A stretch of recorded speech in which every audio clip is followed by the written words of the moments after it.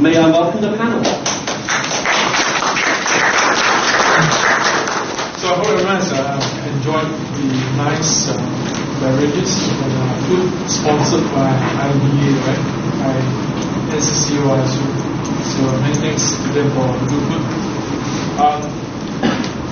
I understand there are quite a bit of questions. There was sort of withheld from the previous session. So now's the time to fire your questions and the two speakers here. Before, I have some reserve, but I would like to hear some questions from the floor first. Yeah, the gentleman. In one of Mr. Gao's slides, there's a topic on data portability. So when the tenant is exiting, you need to return the page to the tenant. So how does backup generally are being done by CSP? Do you encrypt them using hardware or software encryption, or as and when the tenant is exiting the cloud, you have to convert it to a specific format? And if you have one whole years of backups, there's a lot of things. How do you go about minimizing all the pains and efforts? Okay, if you have a copy, this standards, it's in the self-disclosure. Actually, it's required of the CSP to mention that in terms of data portability, what kind of format they support when they export data back to you. So they are supposed to declare in the self-disclosure. I see these questions in two ways. One is data portability, and also data deletion, right? So you're talking about what if after the person leaves the cloud service provider, how is the reminiscent data being and how we can facilitate the conversion of data to a format which is required by the tenant. If you have one whole years of backup or even 5 years worth of backup, then there's a lot of things to convert. Yeah. So on the portability, it's in the disclosure that you will say what format is for. Then whatever copy that remains, the standard also specifies that they need to securely delete them. Right. So it's part of the specification in the standards. Because it's unclear for the standard to take the format that you're going to export to, because it depends on what your new CSP, what kind of format does a new CSP support. So it's more of a disclosure requirement rather than a certification. It's a certifiable condition. So if you go to the CSP and look at it in the disclosure, and if they did not declare the format that will support them, probably that's a place where you can seek clarification on that. That's the whole purpose of self-disclosure. So I think for the standards, you can also see as a checklist if you are a user. Right? If you are a cloud user and you do not know how to properly evaluate a CSP, make good use of a standard as a checklist. It could also be internalized into some kind of internal service provider. Any other questions? From a consumer perspective, I mean, for big software as a service matter, I mean, we typically have to access their data from country A, for example. The data, the outside in country B, and then their backup may be stored in country C, and then here there will be a hacker from country D. I mean, how do we make sure that Singapore jurisdiction prevails and enforceable in terms of dispute? Okay, in the standard, in self-disclosure, under the category of data control, one of them is data sovereignty. They will have to specify, tell you where the data center, where your data will be kept. And if they were to move the data to elsewhere, so will they be telling you first, or if they have to get your permission before they move the data to another place? So it's under the category of data sovereignty. They will suppose where the data will be located. But even then, would that safeguard us to say that Singapore jurisdiction will be when things go wrong? What is inside the standard? They will say what are the rules, applicable rules, and everything, or laws where the data is kept. They will have to mention those. Because you're talking about legal rights. Yeah. Now, most of the contract you sign with international cloud service provider, if you look at the terms, enforceable in the court of San Jose, court of California, or something like that. So even non-cloud contracts that we sign today with international parties are not even enforceable here in Singapore. Okay. So this is not a specific cloud form, right? Because you could sign with a service provider, and the service provider PNC said, okay, any dispute to be settled in overseas court or court in another jurisdiction. So it is, to be fair, it's not a cloud specific problem. But definitely by forcing the CSP to disclose where your data is stored and which legal jurisdictions are you subjected to. Okay. Now there are other clauses in Singapore that have extraterritorial implications, like Personal Data Protection Act. So if the CSP outsource the hosting or outsource the backup or servicing overseas, the Singapore the component of that CSP would still be legally liable for any leakage of personal data that occur overseas. This is pretty clear in our Personal Data Protection Act. Yeah, referring to more overseas CSP, like Carrier or Oracle, success factors, those big vendors. Now again, if you sign this contract through the web, and the agreement is signed based on the TNC, and you accept it, and the clause stated clearly this agreement is to be settled or governed in court of county or whatever in the states. There's no one to tell you. Agree? Because there's a legal contract. You agree to the contract, and that's it, and it's agreed to not be settled here in Singapore. Come to the question of how you this standard, especially if the CSP is always provided. How do you impose that this CSP must certify how to standard? The certification is entirely voluntary, right? I mean, this is a Singapore standard, so it's up to the individual CSP whether they want to go for certification. I guess it will be the user also, whether the user demand for it. If there's a user demand for it, I want the CSP, to get clarity on this security condition. Then probably the CSP will go for it. Like government, in the government contract, we demand that the CSP must be certified. So it's most likely is the user will drive the requirement for the CSP to do certification. Related question to you, is there any, besides this Singapore standard, is there any international standard related international standard? There's one coming out, ISO that's 7017, right? 17 and 27017 and 27018. They're actually more than that. 270, ISO, I think you're talking about ISO 27000. The intention is 27000 is the base. You can't cross one with. There are sectoral focus standards like 27011, that's the focus. So 27017, 27017 is still in a CD stage, community draft. So it will take at least a few years before you can international standard. 27018, which is on cloud privacy, is not a draft international standard, so you can actually refer to it. It should not change that much.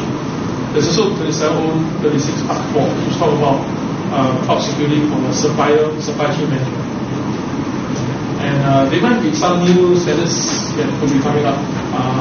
That's through our collaboration with the ISO quality. But these new standards are currently still in progress. I was just going to just more from a service provider standpoint. This is an area I think technology moves faster than laws and standards, and that's just the fact of the matter. And there absolutely are scenarios where people care about data locality and data sovereignty, and that impacts either their business or there's legal mandates or governance that they need to adhere to. What we do as a provider then is we service their needs using private cloud or managed hosting or public cloud offerings. I mean, if a customer is specifically looking at things like that and they have strict concerns, then it may be that at the moment public cloud is not, a multi-tenanted public cloud is not what they're looking for. In which case, we had a conversation with them about clouds and where we can, meet their strict requirements in terms of data locality, in-country of provisioning and things along those lines. Coming to that point, of course that varies from different CSP to different CSP. So even for public CSP, if your bargaining chip is big enough, because I know in the States there are some city, some counties that when they release the CSP, the condition is the data will not leave continental US. So if you are in that position to negotiate such a term from the CSP, feel free to then say the data shall not leave Singapore. Even for a backup, for your DR, if they're willing to sign a contract on it. The gentleman in the back. Yeah, how does that, I'm asking about the service provider stuff, how does this new standard kind of fit in with the PCI, ESS, SSA 16? How does Century relate? I mean, obviously, I guess we apply for a governmental contract. We have to apply with the standard. But how does that fit into the realm of the other standards? CSS standard actually serve as an input to this standard. You can see this standard actually, some of them quite detailed and specific. The PCI CSS standard actually very detailed and specific. You can see some resemblance and some of the requirements are being considered standard when we are talking this. So yes, PCI DSS is incorporated in the standard. Actually, even one of the consultants who adopted the standard, I think it's in PCI also. So we look at TRM, we look at PCI DSS, we look at ISO 27000, we look at the TRs, technical references that was published before TR30, TR31. So we look at different inputs. Because the intention is not for the standards to be either or something. Right. But I'm not sure you're answering the question. But how does, you've incorporated, I guess, SSA 16 as well. You have that. That's a US standard, right? Well, or ISO 3402. Yeah, 3402 is the international equivalent. It's the exact parallel. There's very little differences. So, my question is, because each standard applies to, certain aspects of IT processing, whether it be cloud or outsourced or whatever. In regards to this standard, does it fit more with, or I'll give you an example. Try to hone in on the question, or hone in on the answer. Say, ISA 3402 applies more to process only, because, the 27001 deals with the IT components and the physical, et cetera, How does this standard pretty much parallel like 27001 and PCI standard? When you guys developed it, which quite a comprehensive standard, is it just a combination of it all, or did you add any? The deltas, right? Yeah, exactly. The deltas, and then which one applies to which element or certification? For example, if ISA 3402 is back end, what is this? This is kind of very similar to front end certification. ISO 27001 is a base as some in the slide. Right, and that I understand. Then the PCI standard is, we consider that especially in the regulated sectors requirements. So it's one of the inputs because there are not that many published available regulated industry standards. So PCI DSS is served as base for the regulated industry. So I would say alignment is really more aligned to 27,000 family. So the standards is pretty much aligned. That's why you saw things like statement of applicability. The SOA is the consistent feature in the 27,000 family. So it is more aligned towards the ISMS suite of standards rather than the other auditing standards, if you ask me. You can see some of the requirements very specific, like the password requirement, very specific. that kind of level of details, which you see commonly in PCI DSS standards. But with regards to the gaps, this could be a feedback to NCCO.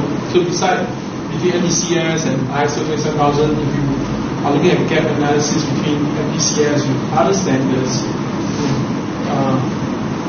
please pass the feedback to NCCO. I think I believe they are open. Actually, to make it, and the question is geared to really try and understand, what comprises it, how that's going to apply. Because right now it's only required for government contracts, correct? It's asked for tender. But say, for example, what do you see, and then maybe this is another question, do you see this going further to adoption, say, across the board, whether it's tendered or not? I mean, will the service provider, voluntarily adopt something like that, even if they're not doing tenders? So, first of all,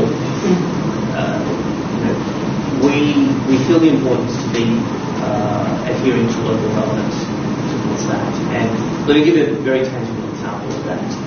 The Ministry Authority of Singapore has come out with the TVRA, the Threat Vulnerability Assessment Standards. And we have that on one of our 2 data centers in Singapore. In our second data center, which is not TVRA compliant, is where at the moment all of our cloud services are served out of. The new cloud deployment that we're getting in later this year, I've said to the US, I want this deployed in TVRA, our TVRA data center. And that's not relevant necessarily to cloud. TVRA is aimed at specific financial services customers and co-location scenarios, but of the 2 data centers, the TVRA is one that's more expensive, but do we feel that then perhaps provides us, vendor, industry recognition of having our cloud serviced out of that data center? We feel it does. So, in answer to your question, I think there's 2 scenarios that vendors like ourselves will be looking at. Number one, are they specifically going after, contracts or RFPs in which the SS 584 is specifically indicated, or do we feel that there is benefit in us having gone through the certification and saying that we are and we're servicing customers regardless of whether they're private sector or commercial? So that's probably, so we see value in that. To your point where I was having a conversation earlier, we're hoping there's not a large delta between the existing global certifications we've got and this one. That being said, we feel the importance of being industry relevant locally. I think the assurance from the working group to develop this standard is we do not want this to be island on its own. And we can't afford to be island on its own. So the inputs from various standards are added in. Now there will definitely be some delta. Let me just raise an example. Now, perhaps a particular standard say you shall do or perform regular security checks. Now that's a wording in that particular standard. Now in NPCS it could be more specific. Tier 1, once a year. Tier 2, twice a year. Tier 3, every quarter. Now,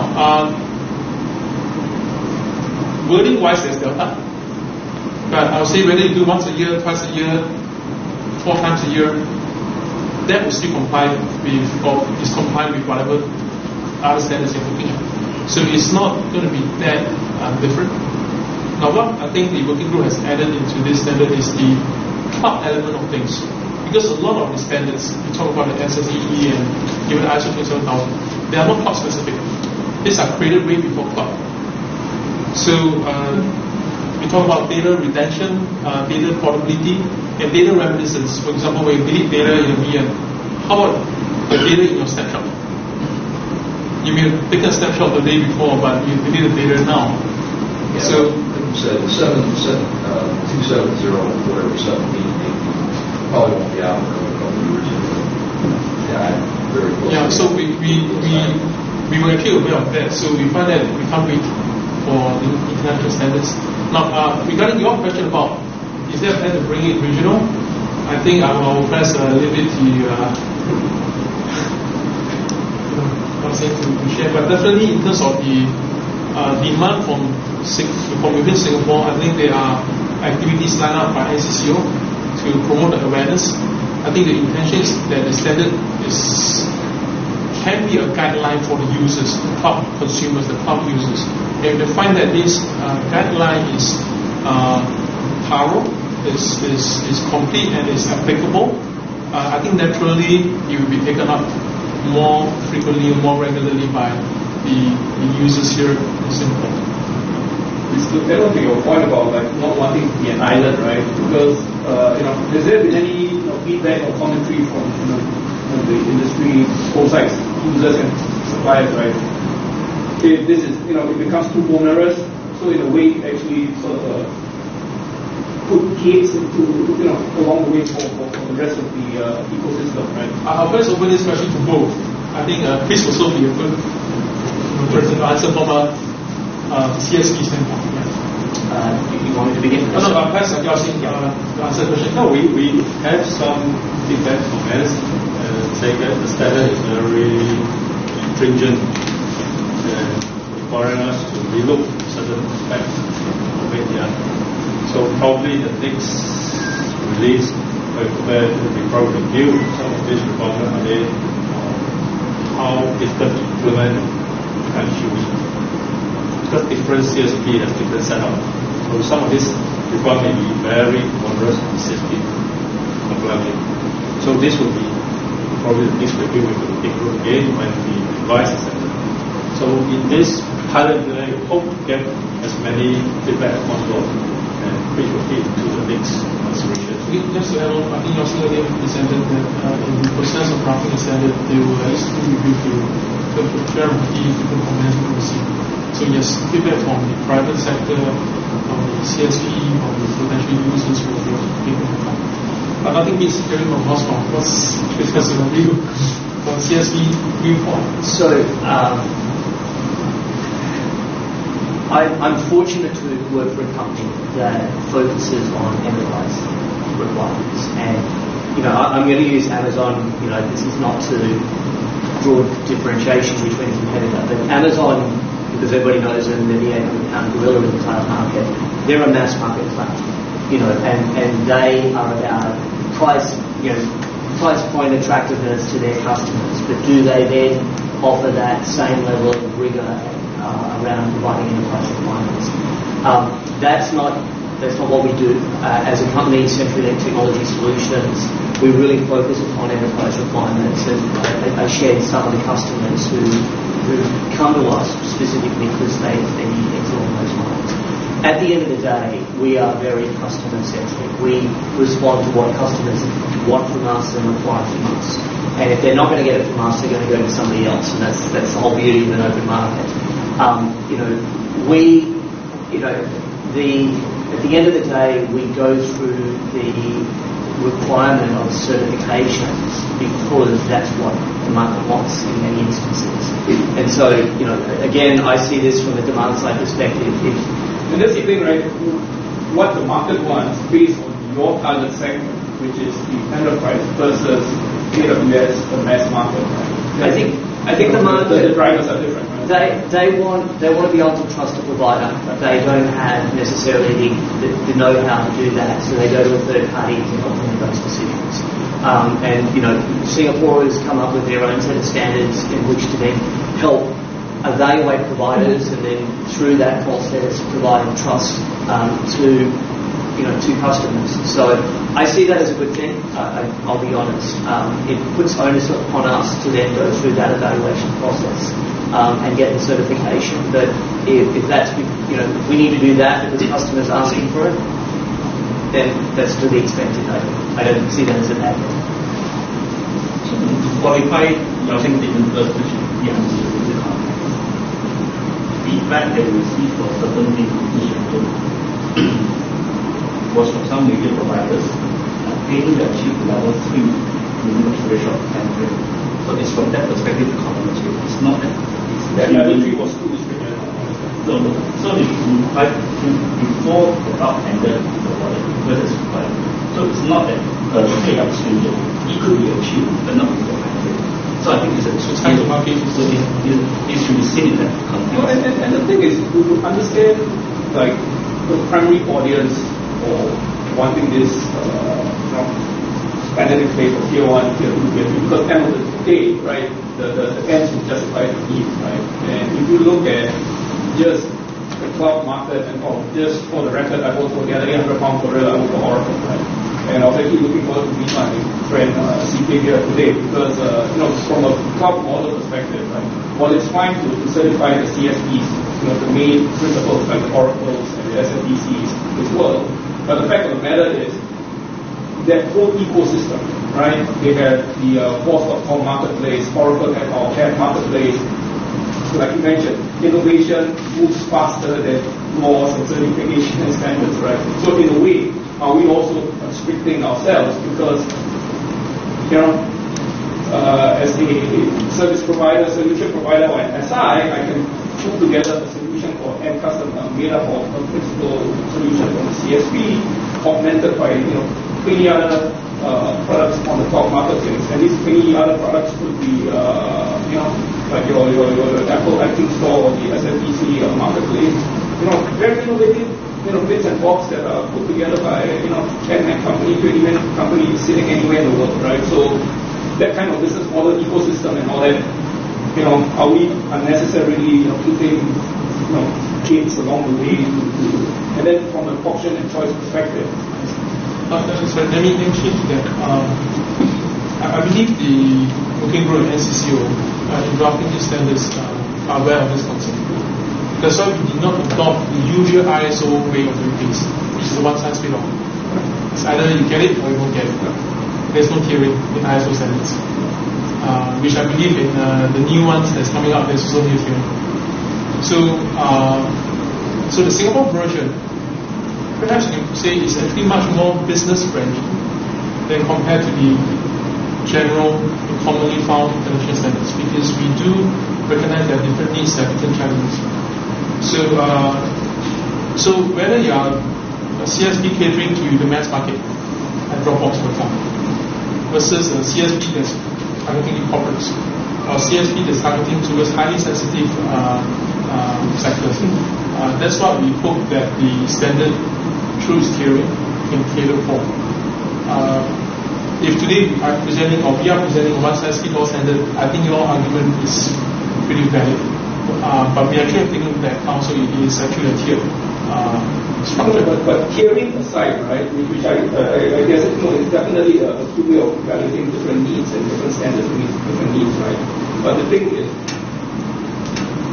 having to subscribe to be on the certified MPSC in the first place, regardless of whether tier 1, tier 2, tier 3, are we sort of shutting out, a large ecosystem of other, cloud solutions, and these may be, very small, players out there. I'll give you an example, right? You did not Oracle's, App Cloud, right? Well, we Oracle as the main brand, right? With all primary products and all that. App Marketplace, is made up of the English vendors. Like, I'm not sure whether you've heard of products like Brainshark and all that does. These are all tiny things which, that basically, gets served up on and this is not just Oracle's model, this is Salesforce's model as well. So I'm just wondering, for the rest of the other bits and bobs, how does all this fit in? No money adding to that on two viewpoints. I think first as a user, of all the recent examples you've heard about, even Angry Bird being used to spy on the users, I think the concerns from the market is strong. To say that the security of the services that I'm App Store owner, that's what, or platform owner, I think it's also in Oracle interest to be assured that the ISVs that you sign up with are of a certain security level. The last thing you want is for your ISV to sign on your store to be then publicly disclosed 3 months later to have some severe vulnerability and it's being used to stop whoever's using the patch. Now, logical, right? I mean, these are logical devices on the market. So we hope to at least establish a baseline, because in absence of this baseline, your proclamation of security is as strong as my proclamation of security, because from your viewpoint it is secure, from my viewpoint it's not secure. Whereas from my viewpoint mine is secure, and from your viewpoint my system is not secure. So who's right, who's wrong? We need to have a common yardstick. That's the purpose. That will aid the consumers, the users. I believe this development standard might also be beneficial to platform owners like Oracle, because last thing you want is your partners be the cause of some bad PR reports to the press. Because you may not have a common yardstick to measure. We're not saying that all those certified vendors against NDCS are 100% hack-proof. There's no one that can give that assurance. But at least you have a certain degree of assurance. Say, hey, I'm a local ISV in Singapore, I'm already NDCS level 1 certified, I want to be on your Oracle platform. Wouldn't that assure you as Oracle platform owner, okay, you have reached a certain level of maturity or security in your software development, in the security of the ops, versus someone who fresh out, there was always a joke that I always share with my friend. What constitutes a CSP? Maybe let me use Yao Sing as an example, since I'm moving on quite some time. What's stopping us from setting up CSP service where, let's assume you live in Jurong, I live in Clementi, and we set up 2 servers under our bed with either Hyper-V or elsewhere, we do virtualization. We set up a very wonderful looking portal, self-service portal. You can pay via PayPal, credit card. You want VR, we have one in Jurong, one in Changi. You want vMotion scalability, at most I go Sydney Square, buy one PC and put it in. You want more hard disk, no problem, another hard disk. What's stopping such a CSP from coming to market? Nothing, right? So what assurance does consumers like us have? When I see a beautifully designed, professionally designed website claiming what they claim, and legally speaking, may not be wrong. It's in Changi and Jurong, VR, right? You can't beat that, right? We're in the Singapore context. Yeah. So, I hope I've tried to answer my question in a pretty long way. No, I mean, to keep the bad guys out, understand the purpose of it. But what I'm saying is that also unintentionally, just through the whole certification process and all that kind of thing, we're potentially shutting out. I do not want to take up everybody's point I think if I may add here, I think one of the things in a standard is that it's a living document. It's not cast in stone. That's why it's called 584:2013. So chances are there will be a revision to this if necessary at some future date. So if the scenarios that you painted, because things will change, there will have to be updates. I'm sure NCCO will be looking at it. I'm sure Yao Sing career is set for life for a long time to make sure these things get updated. So who knows, maybe the next revision there's 4th year, where if you find that level 1 is too stringent, that is killing off innovation, maybe we have a level 0, I'm not sure, or -1 maybe required to cater for that. But again, I think on highlights this standard is voluntary. Now if the consumers doesn't find a need to refer to this standard while selecting a cloud service, naturally the CSP who's targeting that market will not be interested to be certified against this standard. So does this standard stop them from providing the service? If there's no demand for better security, then go ahead. If I may add one more thing here, the standard as it stands today is a Singapore standard, and as one of those things that the IT Standards Council tries to do is to elevate it as much as possible to an ISO standard. And so that process is already underway. So working with SC27 at the ISO level to make sure that this becomes a work item for them that subsequently becomes hopefully an ISO standard. But of course in that process the entire thing could be reviewed, revised, new layers put in, some layers taken out, and all the considerations that we need to look at. The advantage is that we are in some sense in the driver's seat to help to guide this along, but now we can work with external other national bodies around the world to make this an international standard. And so we do have a head start, and so that's kind of a positive start from my point of view. That's the work that we have. In addition to your response on the tiering of the CSPs, right? just trying to understand, since I haven't gone through the whole document, are you saying the CSPs likes of Amazon can still go for the lowest level of tier based on feature? Yeah, maybe So there's CSP. a different business model or different target customer base that we are having. For example, if I'm a CSP, I'm offering 3 tier of service: enterprise, top secret, and mass market. I could get my different line of business LV to be certified at different level. Because we recognize there's no one size fits all, just like what the gentleman said. So the typical ISO practice, which I think for those of familiar with 27018 and 27017, is still one size fits all approach. So we recognize that, and we want to be more closer to the ground, and hear the concerns from the users and the CSP, and that's how the standard was developed. And I'm not sure whether AWS is part of the working committee or do you involve them? They not part of the committee. In the focus group, they provided comments. Yeah, so I think what we can see is the feedback was given by AWS and was considered. That's all we can see. The government tenders vary as to like when you put a government tender out, will you specify what tier that they need to perform? In other words, say you're putting out. I guess it depends on the needs. In the current top tender, it's meant to host public and classified information. So tier 1 is good enough. But if the tenderer will come in tier 2, tier 2 is a superset of tier 1, adding additional requirements more stringent. So if you are tier 2, automatically you are also qualified for tier 1. Right? So, But I'm saying that it's all government contracts with the tier 1. No, you can't depict that because it's similar to how our EPQ level, right? The different S level. You can't say all the tender must have. No, it will depend on the tender. The tender will say we need you to be tier 3 certified. Okay. Yeah, it depends on tender. It depends on the nature of the agencies have the freedom. So now we look at it in the bulk tender, we qualify from service providers who may be NDCS certified from 1 to 2. So they are on the panel. So the government agency will look at the field of resources, they will look at their special requirement whether it's level 2 and they will approach those which are level 2 or even 2. So it's like only approach those who want. It's their choice, depending on their special requirement. Sure. Depends on the nature of what services are provided.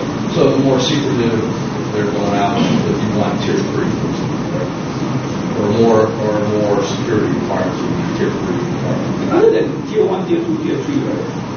Are you having workloads as the other dimension? Because you mentioned in one of your slides, right, tier 2 IaaS, someone may be tier 1 SaaS, right? So other than tier 1 to 3, the other dimension would be whether it's IaaS, PaaS, SaaS.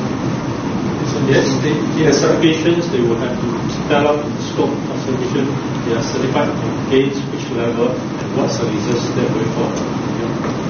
So in the bulk tender, we say we would want the customer to provide what kind of mandatory service, an IaaS mandatory service. So we spell the requirement.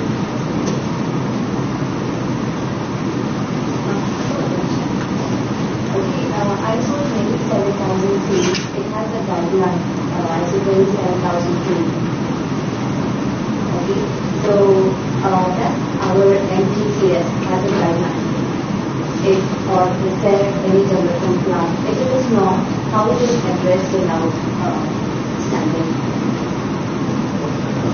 The question, so let me summarize. The question is that 27,000 family, there's 27,002, which is the implementation guideline.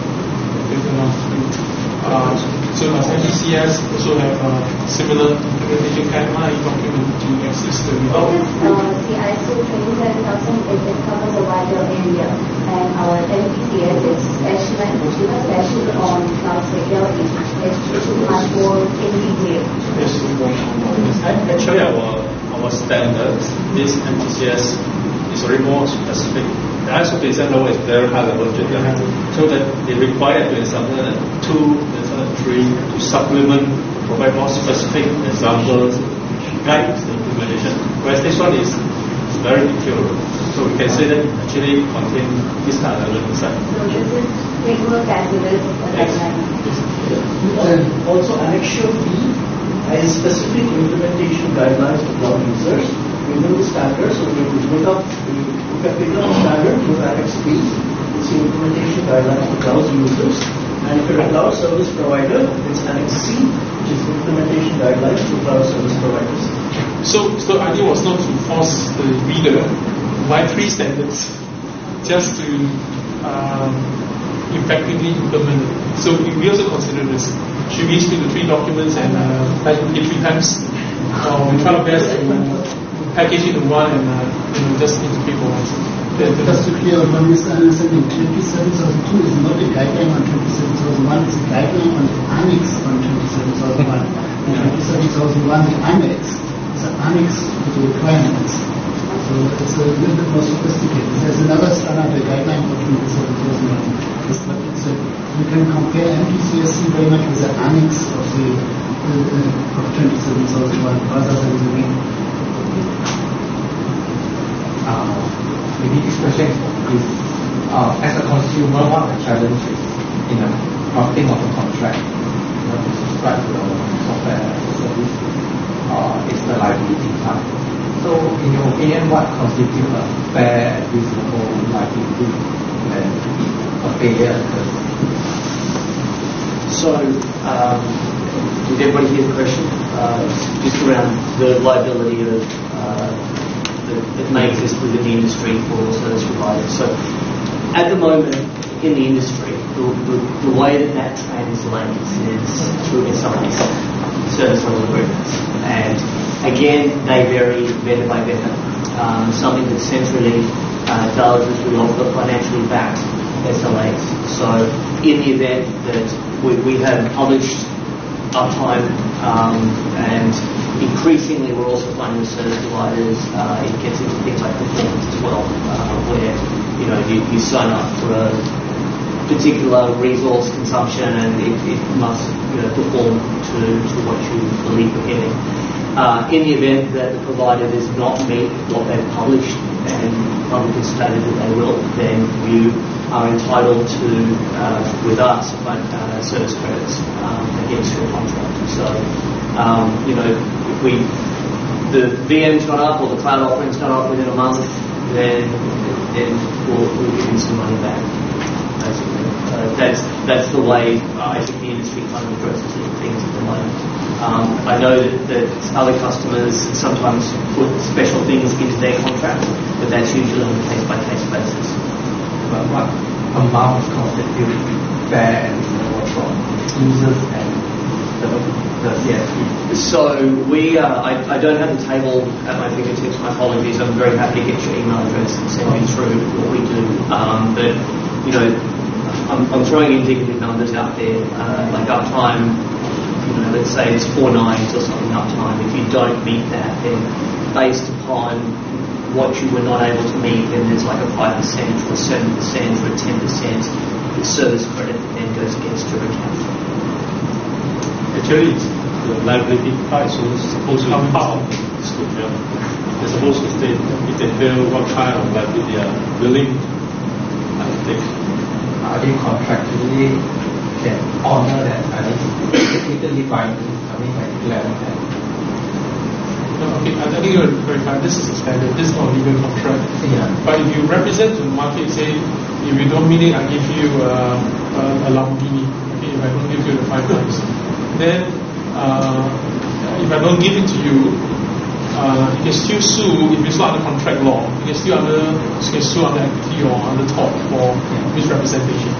Because this the SCCO is on a website where the full disclosure is going to be made publicly available.